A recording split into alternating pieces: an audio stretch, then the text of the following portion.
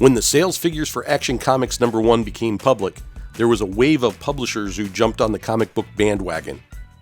This was the first wave of the golden age of comics. Many of these publishers came from the pulp magazine market.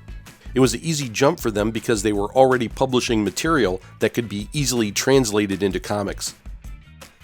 One late entry into comics came from a different kind of publisher. Curtis Publishing was best known for being the publisher of lifestyle magazines such as The Ladies' Home Journal and Country Gentleman. Their best-selling magazine by far was the Saturday Evening Post, which is best remembered for the incredible covers done by artist Norman Rockwell. Curtis was a leader in the publishing industry. They were way ahead of the rest of the print world in many ways. They were one of the first companies to do marketing research. And by the 1930s, they had an entire division dedicated into finding out what the public wanted. The sales numbers for comic books were huge. It was no surprise that Curtis wanted to jump into the fray, but first they had to overcome some issues. They were based out of Philadelphia, and the comic book packagers and art studios were all based out of the New York City area. This was the main reason why they were a late entry into the comic book gold rush. Curtis set up an editorial office in New York City under the imprint Novelty Press. They then hired a comics packager called Funnies Inc. to produce material. At this time, Funnies Inc. employed the likes of comic book legends Joe Simon, Jack Kirby, and CARL Burgos. So now that you have the background on Novelty Press, let's take a quick look at 5 of their superheroes. Let's start off with probably their most popular superhero, Blue Bolt. Blue Bolt was the creation of Joe Simon, and with the second issue, Simon collaborated with Jack Kirby for the very first time, and a year later they would go on to create Captain America for Timely. Harvard football team quarterback Fred Parrish is struck by lightning. He wakes up to find that he's been taken to a secret underground city. A scientist named Dr. Berthoff saved him by giving him an experimental radium treatment, and Parrish discovers that he has superpowers including super strength. It turns out that Berthoff had an alternative motive for bestowing these superpowers on Parrish. The underground city needs a defender against the cruel and beautiful Green Sorceress. Of course, as part of the storyline, the Green Sorceress falls for the azure-clad hero. During his run, Blue Bolt underwent a number of changes. His final incarnation was that of a private detective, and his superpowers were greatly diminished. In addition to Simon and Kirby working on the series, future hard-boiled detective writer Mickey Spillane handled Blue Bolt before going on to create Mike Hammer.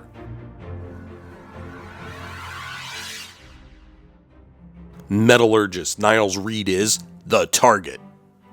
Reed became the target after his brother is framed for a crime he didn't commit.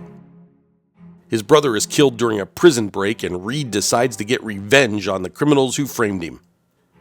Using his knowledge of metals, Reed creates a bulletproof suit and goes into action. In his campaign against these criminals, Reed is joined by 2 of his friends who call themselves the Targeteers. Target was the creation of Dick Briefer under the pen name Dick Hamilton, but much of the series' early artwork was done by Bob Wood with the help of Batman artists Jerry Robinson and George Roussos. Bob Wood is often described as a brutish kind of guy, and later he would be convicted of manslaughter and the beating death of his fiancée. After his release from prison, he would become a murder victim himself.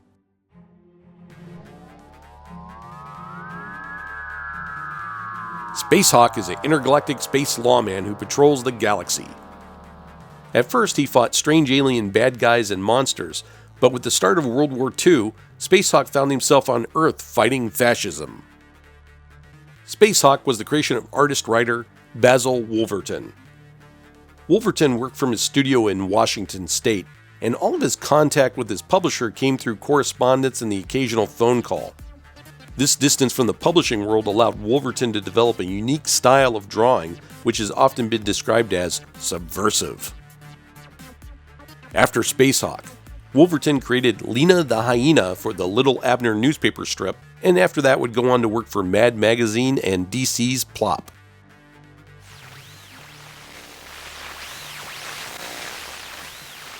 A Venusian rocket ship passes too close to a comet and the crew is frozen. Everyone dies except for one lone crewman who goes into suspended animation. The spaceship crashes near Salt Lake City, Utah, and a group of scientists recover the crew's bodies, including that of the survivor. They revive him by bombarding his body with gamma rays. Pay close attention, X-Men fans. This is one of those things that make you go, In his early yarns, Sub-Zero Man, as he was called, was covered in ice and looked incredibly similar to Marvel's Iceman. And on top of that, one of his villains was a character called Professor X. Sub-Zero was the creation of Larry Antoinette. Antoinette got his start at Fox Features working on the Blue Beetle and the Flame. He was a close friend to editor Joe Simon and followed him to Novelty Press and then later on to Timely.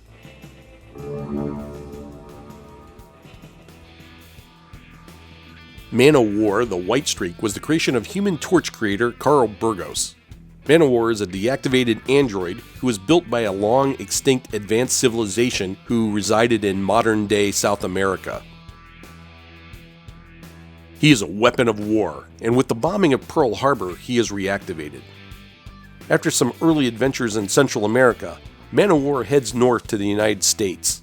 There, he ends up working for the FBI. They give him a civilian identity of Dan Sanders, and from that point on, MANOWAR sometimes appears in costume, and other times he appears as a normal human being. In his later adventures, he teams up with a non-superpowered costume Avenger called the Red Seal.